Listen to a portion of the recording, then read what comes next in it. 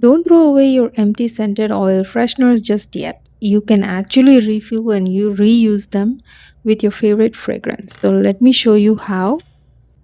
First, carefully remove the wick or cap from the empty bottles using the pointed pliers like this. Try not to force it too hard because the plastic can crack or the wick can break. Once it's open, you can rinse or wipe the container if needed and make sure it's completely dry before adding new fragrance. Here I'm using the body mist by Bath and Body Works. It's my favorite fragrance and I'm just going to spray it inside the bottle so that